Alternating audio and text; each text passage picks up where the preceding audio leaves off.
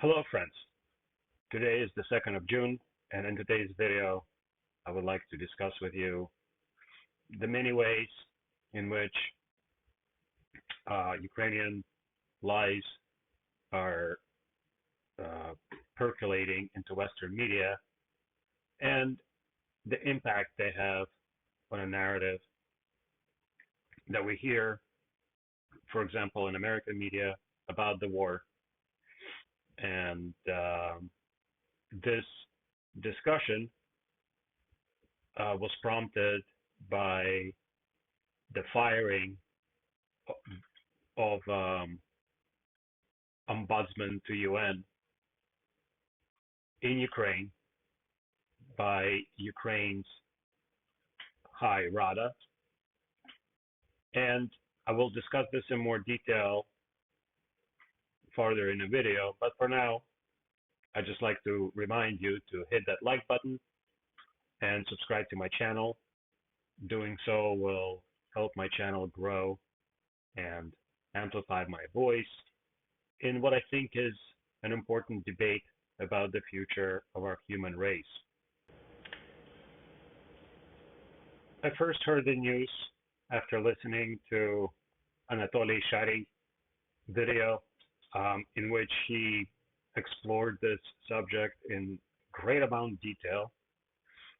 However, Shari presents his material in Russian, and thus Western audience is not able to enjoy the high quality content he produces. And so I decided to do my own video in order to spread this news, because I think it's important to see how the manufacture of consent in America, for example, is produced by the Ukrainian propaganda, which is spread through Ukrainian mass media or through Ukrainian news and Telegram channels and Facebook and Twitter. It's picked up by the Western sources, and very often it's simply repeated almost word for word. And the Western journalists reporting on this stuff, the Western media outlets reporting on this stuff, typically don't even try to do any kind of journalism by checking the sources, checking to see if there's corroborating evidence. They simply print what the Ukrainians tell them to print. This is how we ended up with stories about Ghost of Kiev, for example. If you'll remember, in the first day of the war, a story began circulating first on social media, then in a Ukrainian news outlet about a fighter pilot who was flying around the sky of Kiev, shooting down Russian planes by the dozen. The story grew and grew. The number of Russian planes shot down by this ghost kept getting larger and larger. At some point, claims were made that this person shot down over 30 planes. Then, I believe in April, we were told that the ghost of Kiev tragically died.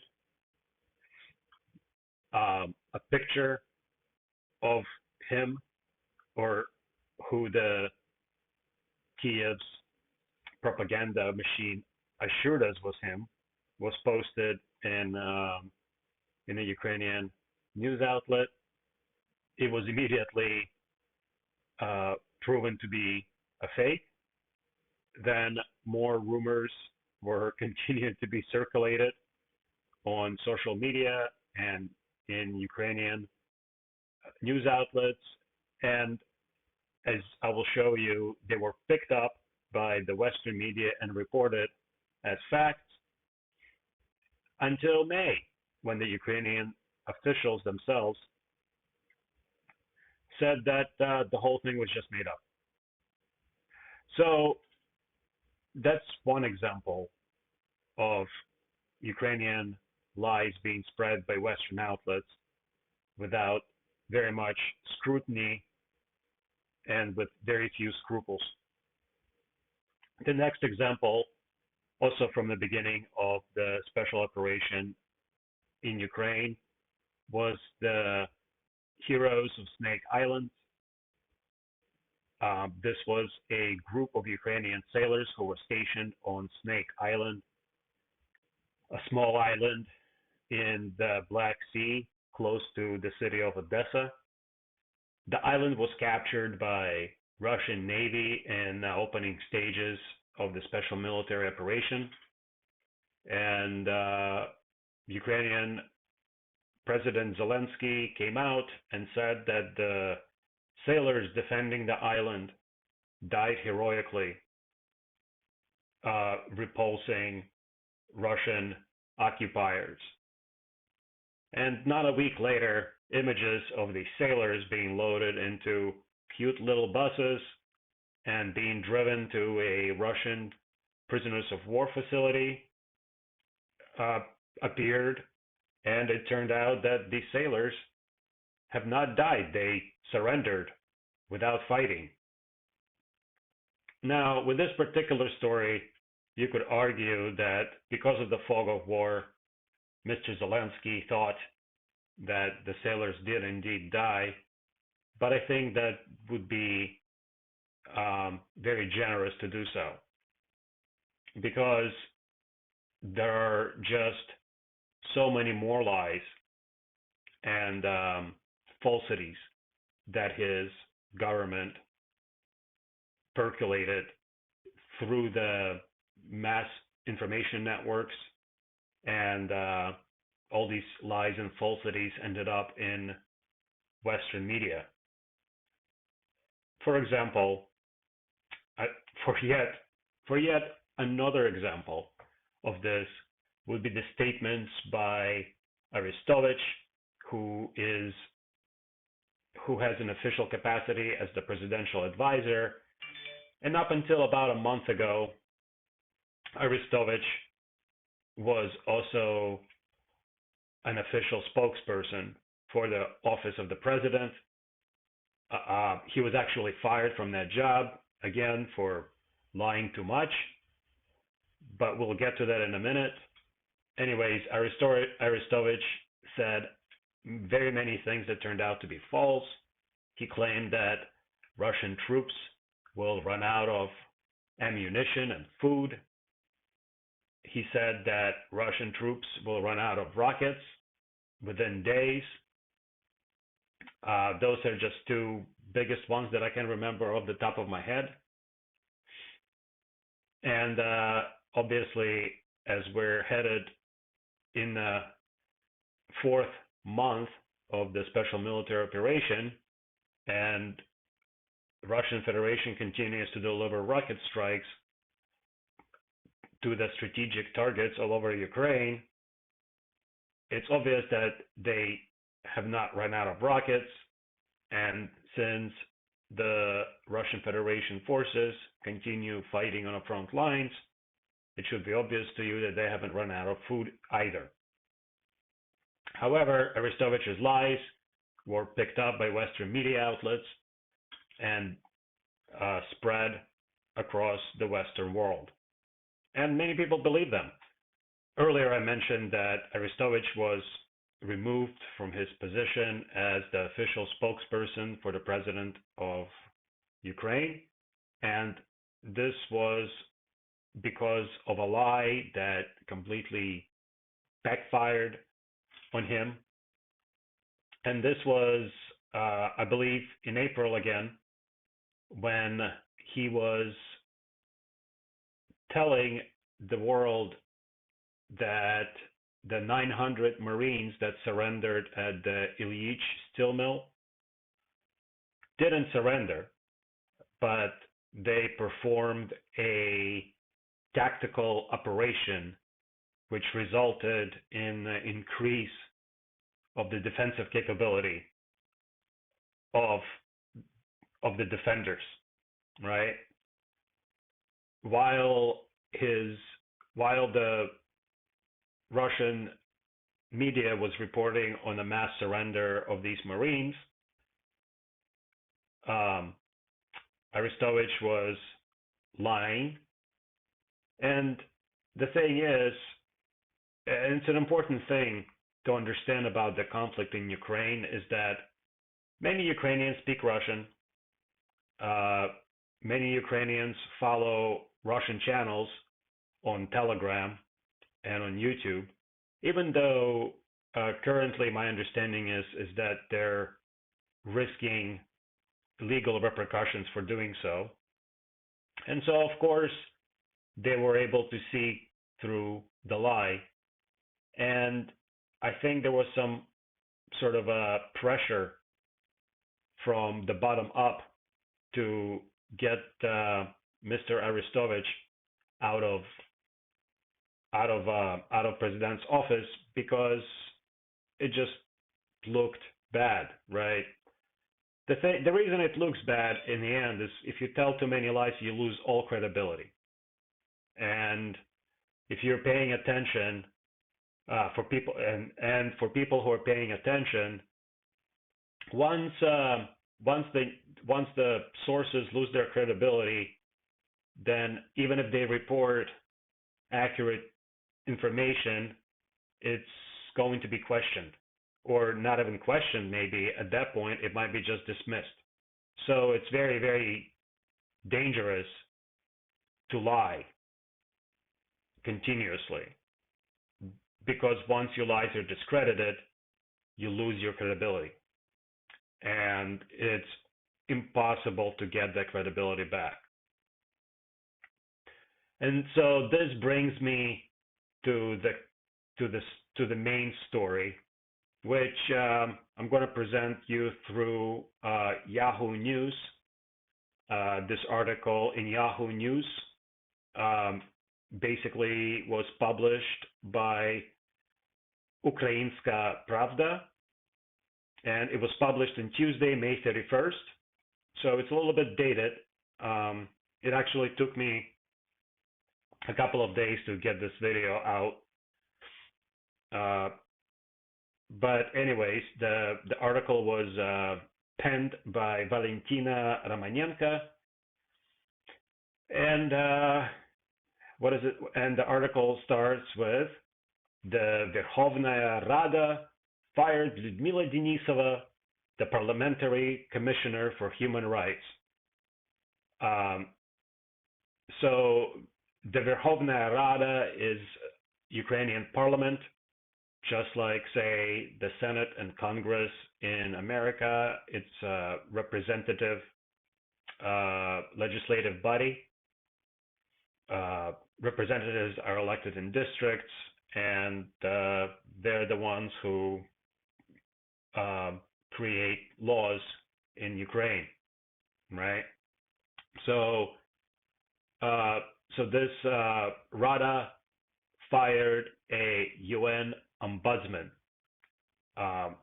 So this parliamentary commissioner, otherwise known as an ombudsman for human rights to the UN.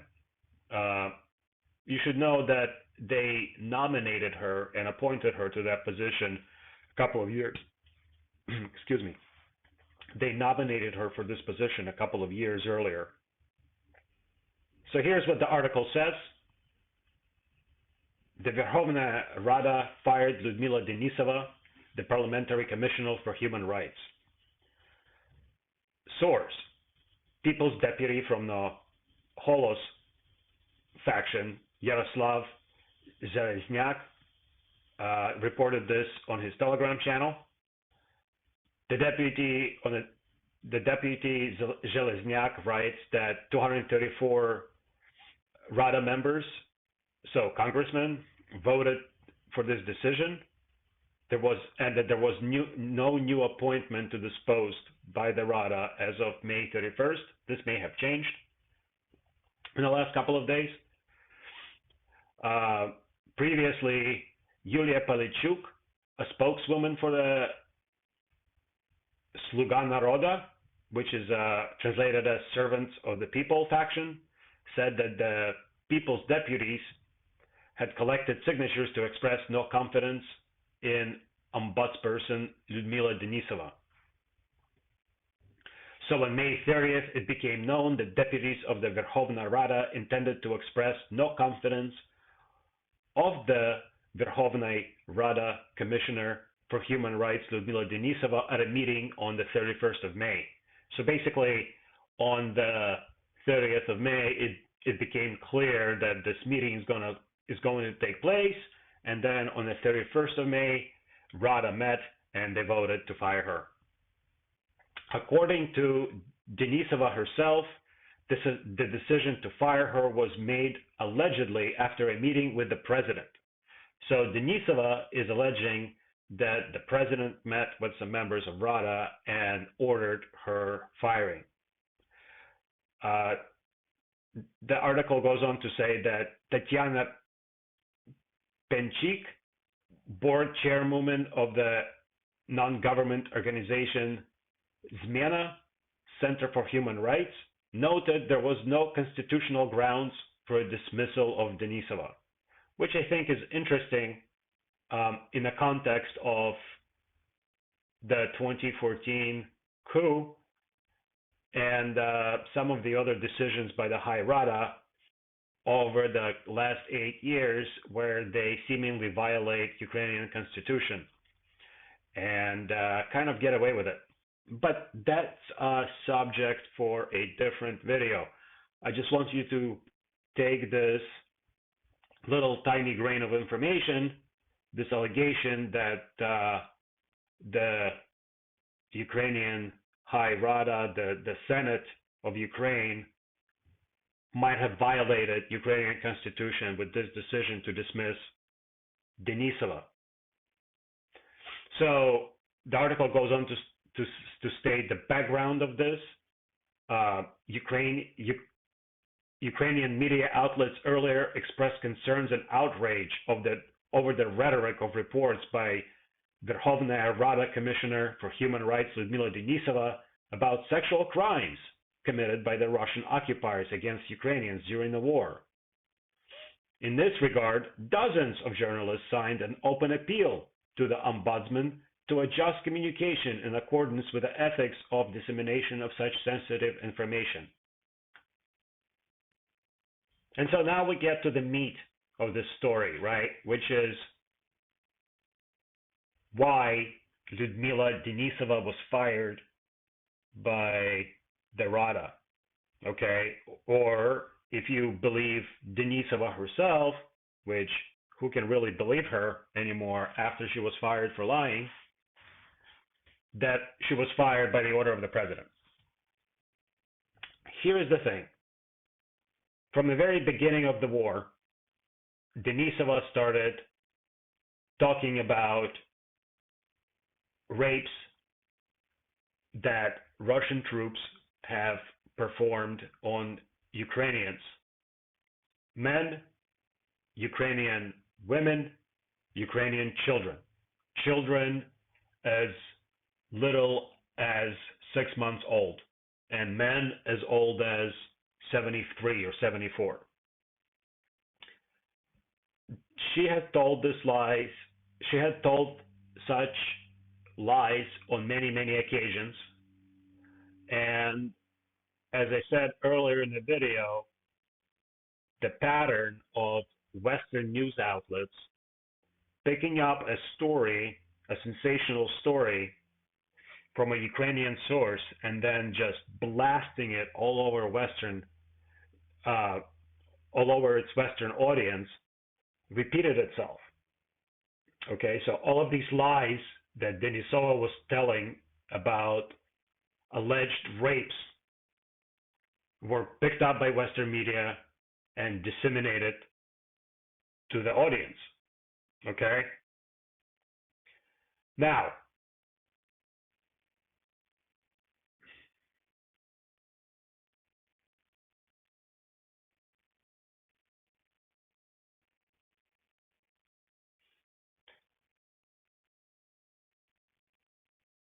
what distinguished Denisova's uh, fictional stories of rape was the insane amount of detail that she used in describing these crimes.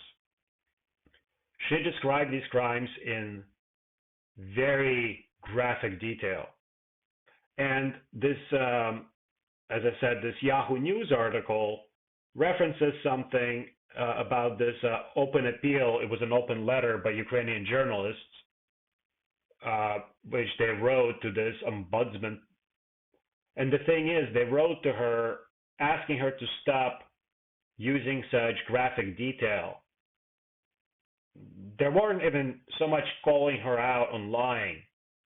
They said that, listen, if you're going to report rapes, you shouldn't report it in such detail because this can come back to the victim. How? Well, a rape victim is already going to feel a tremendous amount of shame over what happens, right? This is very common for people who experience crimes against their persons or their property, right? This is true of people who have, if you had something stolen from you, right? If your car had been broken into, right? If you had been raped, it's very natural to feel this burden of responsibility and shame. Okay? And you don't, and you wouldn't want, if what happened is true, right? You don't want someone to tell the whole world the details, because that just makes this shame even more overwhelming. But Denisova was going around and exposing, these details of rapes. Thank God these rapes never happened. Thank God. First of all, I'm glad they never happened because it didn't affect real people, right? That it doesn't tarnish the reputation of the Russian Federation military, who, even by account of some Western generals and analysts, are conducting themselves in a very professional manner, despite of what you hear on the news. And the thing is a lot of the stuff you hear about Russian military on the news comes from people like Denisova. This is why I'm reporting this story, because your opinion, if you believe that Russians are conducting themselves like savages, is shaped by people like Denisova, who lie and lie and lie.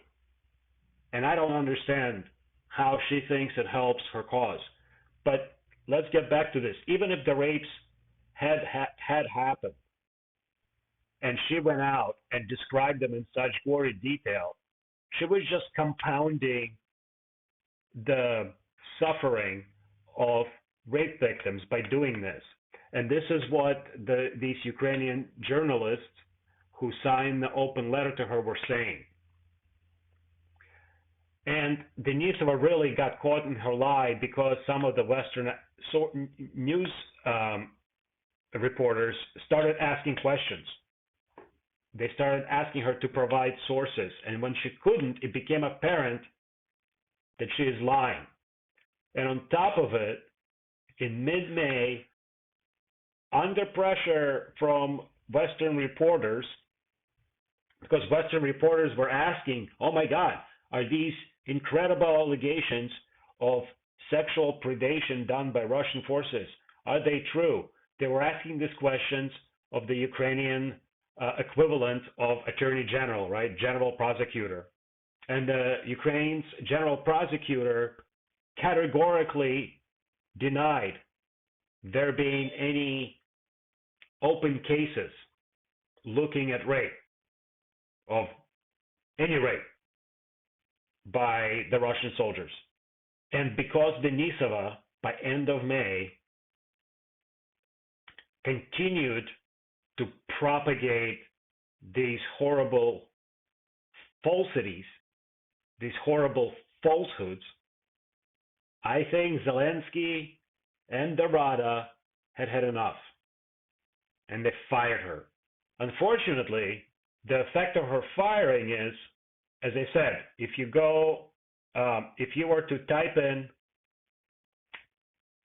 Russian soldiers rape Ukrainians, your search engine will produce a list, a long, long list of articles alleging these horrible atrocities against Ukrainian civilians. Every single one of these articles rests on a fantasy invented by Lyudmila Denisova. One person shaped the opinion of hundreds of millions of people by telling lies and being enabled by unscrupulous, shitty reporting by the Western media. If you take Lyudmila Denisova and Arestovich and the statements by Zelensky and the story about a ghost of Kiev, all of these stories have been reported by the Western media. At which point are you going to stop believing the Western media when they're reprinting lies told by the Ukrainian officials?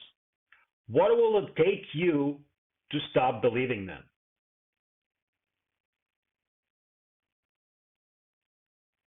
That's all I have for today. I'll see you in the next video.